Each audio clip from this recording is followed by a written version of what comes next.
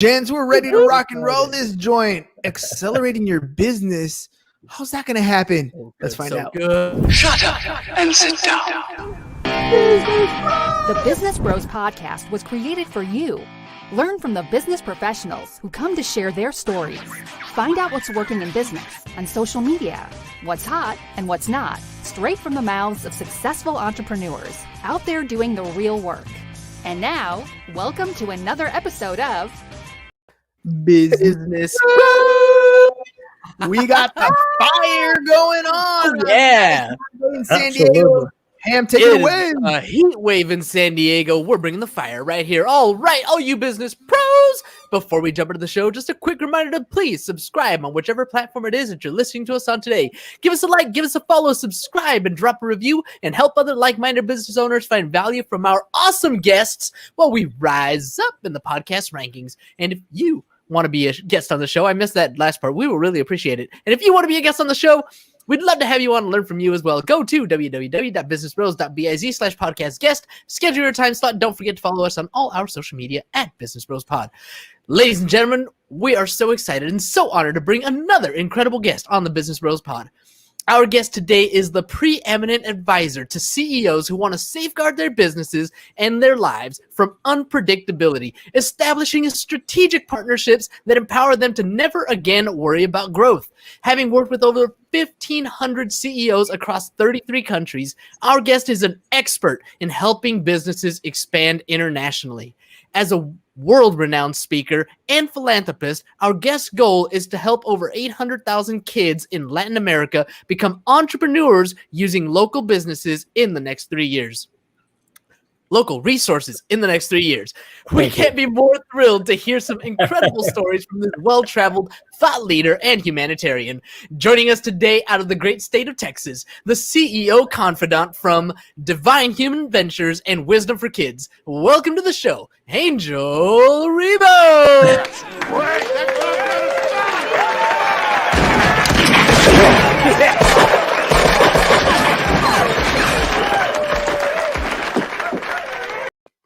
All right, Well Angel. done, well done. Thank you so much. This has been probably one of the most amazing introductions ever in my life. Thank you so much for being who you are, guys. Thank you.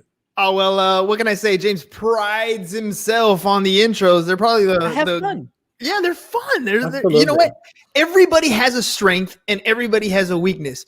I would suck at writing your intro, but James over here, he's got fire when it comes to writing those intros. I tell you, I mean, I've been introduced a few times, and he's used actually completely different words. He's a master. He's a super eloquent guy. I can tell you that. Thank you so much. My heart. You are making my head really? roll. Yeah, you're a cunning linguist, Ham. You're a cunning linguist. All right. So speaking of talents, right? Speaking of strengths, speaking of weaknesses, look, anytime anybody's going to start a business, we all start off thinking, I know what it takes. I'm going to make this thing grow. I'm going to me, I.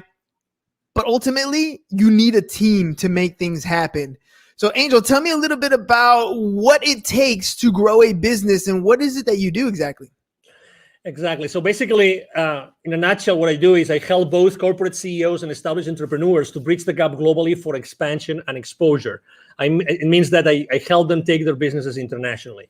Okay. And what it takes for someone to accelerate the growth of their businesses by going internationally, the first thing that it takes is the willingness to do it, but the resources.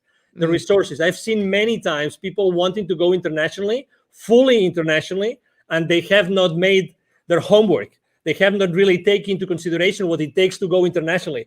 Very often it happens to us entrepreneurs that if we have an offer online, we think, okay, so if we are super successful in the US, then going south of the border, we just translate our materials, our courses, whatever that is, and we're going to be successful.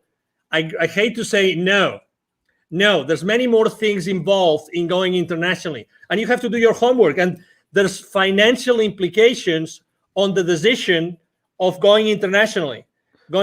So you have to consider those implications. let's hover here for a second, because we live in an age where the World Wide Web has literally shrunk the planet. We can have international quote unquote business going on from the living room or your basement or wherever you're talking about. So let's hone in on that. What do you mean when you're talking about growing internationally? Yes, so that's true. You can run your business from your home, and you have the worldwide, web, and you can go everywhere. But every single potential client in every single country, geography, culture thinks differently. You have to embrace, you have to acknowledge that, and you have to really know what is going to drive a potential sale from another country. Okay, so I mean, being reactive, we might have clients from other geographies, but the reality is that talking to someone, let's say south of the border or north of the border, talking about the US, right? It's different. And you have to be, if you really want to be strategic and you really want to be successful, you have to do it differently. You have to think about it. Okay, so you can run your business from your home and you have the World Wide Web open, but there are things that you have to take into consideration from the point of view of the client. You have to talk to the client differently on every culture. Remember, we are, separated, sometimes even trying to go, let's say I have a business in Texas, and I really want to be successful in taking my business to another state. That there are cultural differences, right? That huge. Someone in Utah is different from someone in Texas, right? And everybody knows that. So if you really want to be successful, does it make sense to consider the differences between selling in Utah and selling in Texas? Of course it does. And you spoke about in the introduction, you actually mentioned something, which is, are you partnering with the right people? Probably if you want to go international, or even, as I said before, to another state, what about partnering up with someone who's already there, who's already aware of those differences, that can help you be more effective in conducting business in that area? And this is very often a blind spot that people forget. So, okay, it's easy to run your business from your home, but be mindful, be aware of the differences. What kind of differences should we be looking for when we're first starting out? Because there are so many. I mean, like you said, there's cultural differences, there's currency differences, there's tax treatments. I mean, there's all kinds of things that we can think about when we're talking about those differences. But what are some of the first things that we should kind of pay attention to? So that's why go step by step. I mean, going internationally right out of the gate, I don't think is the right thing to do, unless you only go internationally to a specific area because you know that there's a need for that there, and you know that the people there are going to buy from you. Unless that's the case, it's scaling up by accelerating the growth of your business by going international. It means that you have already had to establish your business somehow. That's very important. Okay, so initially, I don't recommend anybody doing that unless, again, that's going to be your number one strategy. So if that's your number one strategy, you have to really know what these people want. Okay, the people in this area, what do they want? So you have to really speak with these people over there. Sometimes we tend to think, oh, it's extremely difficult. No, it's very easy.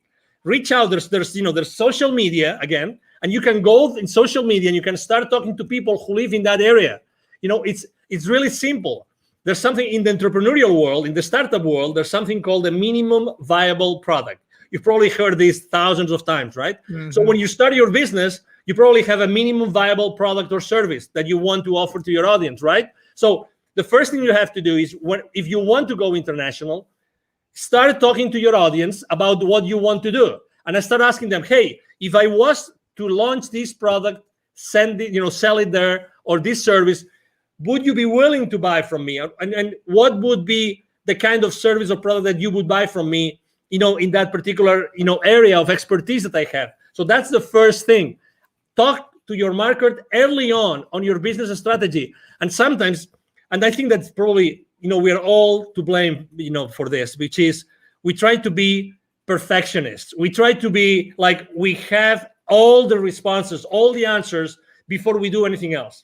There's one business mantra. There's one mantra I use with every single one of my clients. I've been using for the last 5 years since I started my own business, which is take imperfect action now.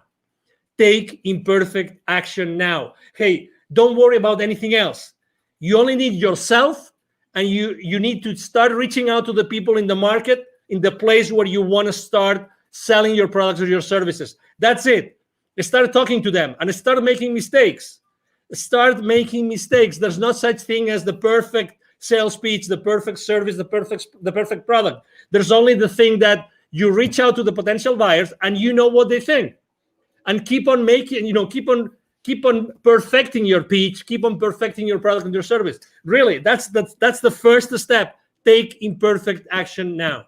I love that. I love that because it's absolutely true. I talk about that all the time about taking action, and you have a choice. You can do it or you cannot do it. And I think the people who sit back and try to wait till it's 100% perfect are the ones who struggle. I forgot what book I read it in, but they were talking about, I think it was Mentor to Millions.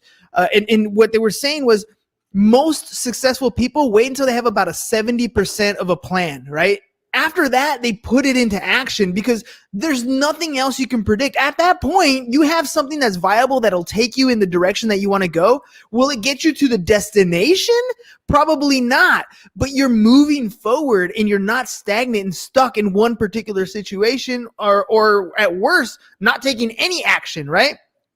When I remember reading or learning about Disney, and they were opening up in China, I think it was China or Japan, I'm not sure exactly, but they were out there in the East. And when they went out there, they opened up operations right away, just like they had done in Florida, just like they had done in Disney. And they didn't take into consideration some of the cultural differences and had to restructure some things.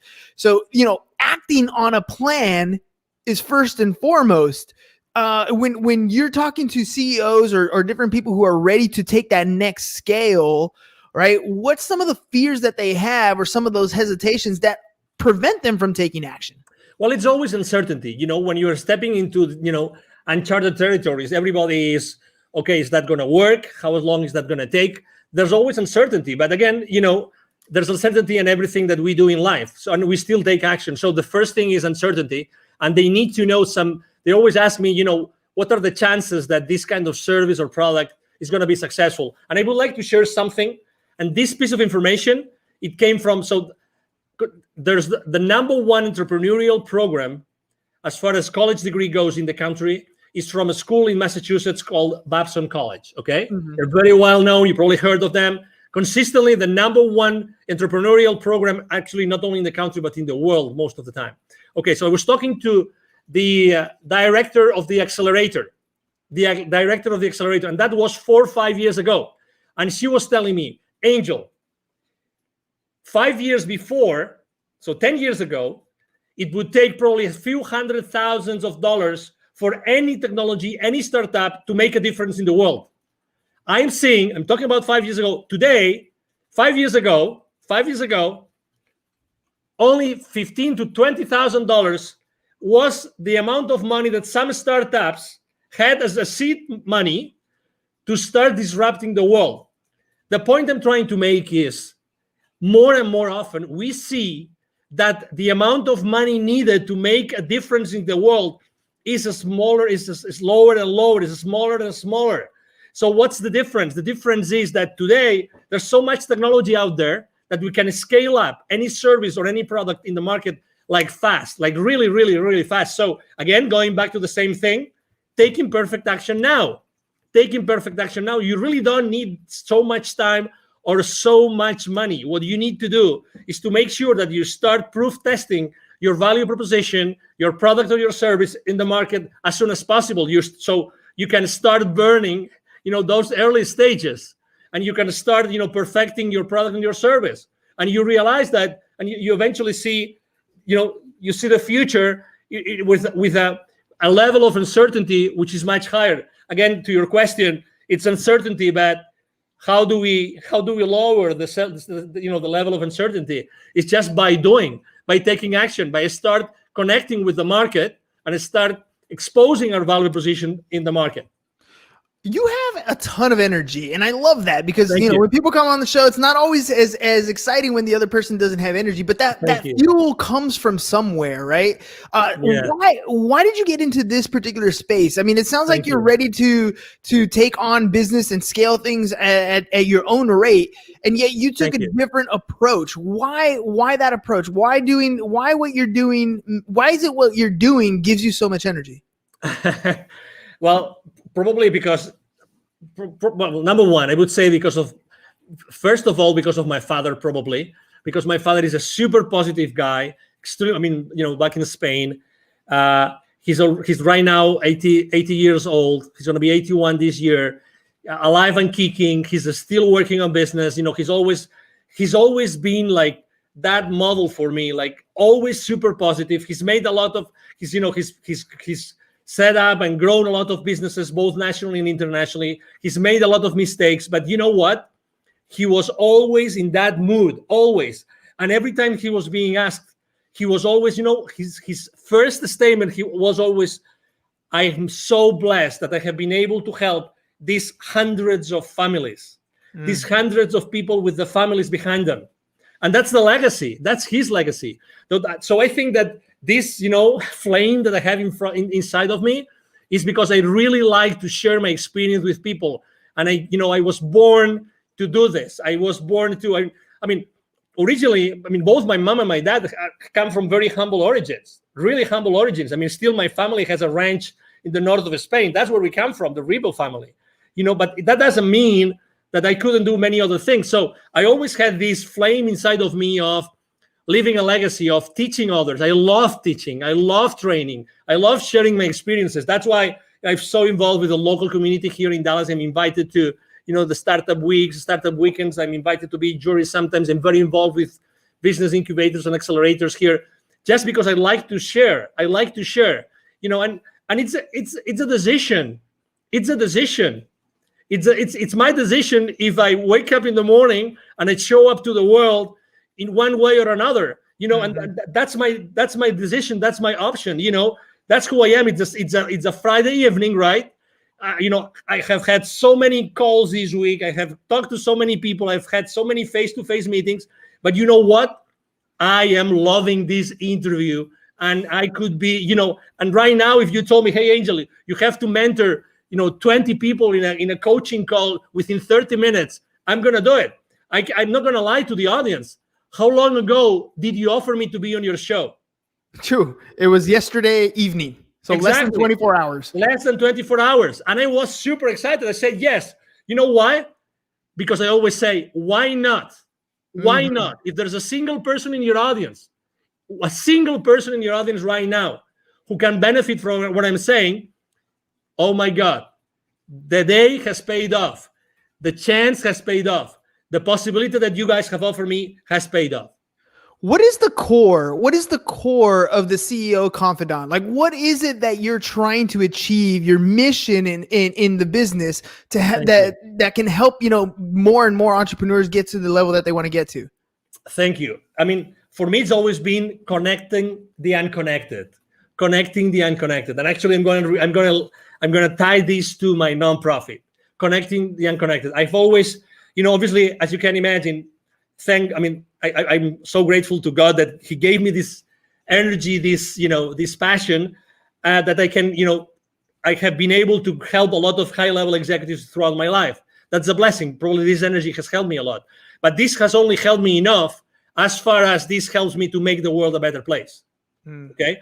That's why, it reached a point in 2016 in which it was very clear to me that I had also, the reason why I had lived in Latin America for so many years and I had done business in Latin America for so many years is because I had to be exposed to those areas where so many underprivileged kids live. And you know what I'm talking about. I'm talking about in Latin America alone, in 2012, according to UNICEF numbers, 81 million kids live in poverty. 81 million kids. 22 million don't have drinking water in their house. 22. And that was 2012. Can you guess after COVID? Can you guess what happens?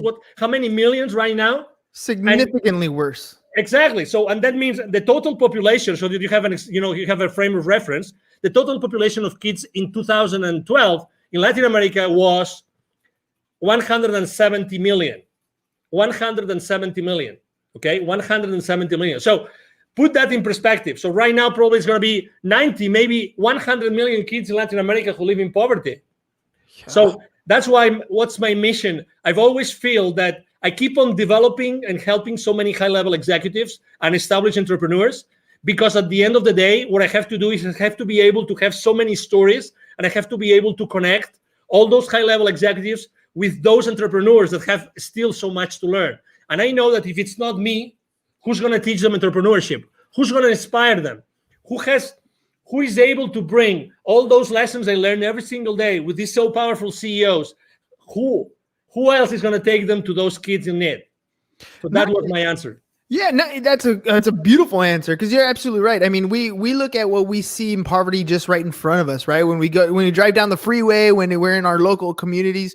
But the difference is, the poverty in the United States is much different than the poverty in almost any other country. It's just a different level. I remember being young, as a young kid, at my parents, and we would always go to church, and they would send us, to missionary things down the other side of the border, and you just have this awe that everything from the pair of shoes to the sweater that you have on to the meal that you had has such a different value to the people down there than it is to you. The things you take for granted, you don't even realize until you're, things like where you're crossing the border. When I remember coming back on the border and little kids, small 4 or 5-year-old children coming up barefoot, dirty, ragged clothes, just trying to sell something to make a living. And we don't quite understand the level of poverty because we're blessed to be in this country.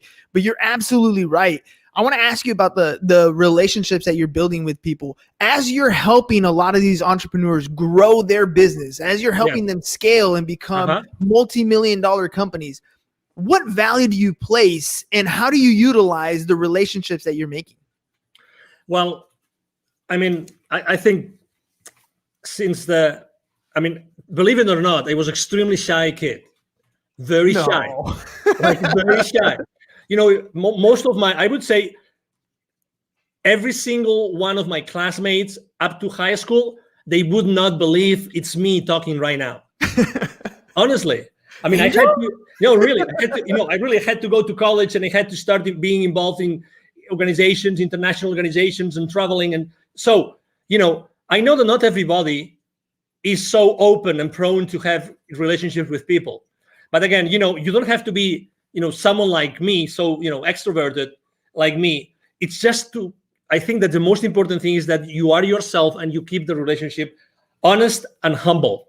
Mm-hmm. Honest and humble, and from that point, I like to use, gratitude, humility, and acceptance as 3 of my top values that I like to share this with my team all the time when we have our weekly meetings and when we have our one-on-ones. Gratitude, humility, and acceptance are 3 very big values for me. So I think that those values help you a lot to develop those relationships. And out from those relationships, it's like, as you know, I'm very active on LinkedIn, and I have very, very large following, and very active there. I post every single day, large high engagement from my audience. And it's the same thing when I start relationships with people in there that they don't know me of anything. I start from a very humble way. I'm not the guy that's going to send you 5 consecutive messages as soon as I say accept. I'm not that kind of guy. My connecting message has 1 sentence, only 1, and I don't send a second message. You just wait. Yeah, I just wait, and whenever it's good, and I think I have some value to offer to that person, as if it was you, then I say, hey, as I know that you do this, I think that you might be interested in having this information I just got from someone else. Again, partnering up with, giving the value that someone might need, and if they say I don't need it, that's okay, and that's fine. That's why a value download on people. I don't really believe in downloading things on people that they don't really need. So that's why I always keep my connections online as much human as possible. And when I left corporate America, I had like 800 connections. Right now, I have almost 27,000. Well, let me ask you about that, because you said, when you were younger, you were an introvert, and now you're very extroverted. What was it that pushed you to that next level? There's so many people out there that are introverted, and they know they have to have better relationships. They know they need to pick up the phone and talk to people. They know they need to be more extroverted, but they can't get across that point of actually making those connections. What pushed you to that next level? That's a great question, because probably I wasn't allowing myself to be myself. I was not standing on my own power. I thought that I had to fit in, and I wasn't socially enough. I wasn't enough. No, really. Because I thought that what I was standing up for wasn't enough to be just myself. So I had to be hiding, behind anything else or anybody else, until I realized that, oh my God, what I'm saying makes sense. So it was a gradual process. It wasn't, it wasn't just like, oh, tomorrow I'm going to be extroverted. And so I was fascinated by something, which was, in my case, in college, because I told you I started to bloom in college, which was becoming or being the leader of an organization, but being like the leader, but the leader behind the scenes, right? Not the leader showing up all the time. Wizard of Oz. So so at some point, I had no option but to be in front of a lot of people. And then suddenly, everything was going well, and I was, leading that organization in my college and everything. But there were issues. So I have to tell you that realizing that not everybody is going to like me actually helped me to be stronger. I realized that I didn't have to fit in. I realized that I have to be myself and always be myself. So I had a completely 100% certain place where I could go back and pull up the rest of my life. You know what I mean? Yeah, because if you're pretending to be someone else, you don't have that place of safety. But when you're always yourself, when you're always standing on yourself, on your grounds, then you have that place of power. And I have to also tell you, I remember the most dramatic situation in my life was actually that I got married. My first marriage was in 1996, still in Spain.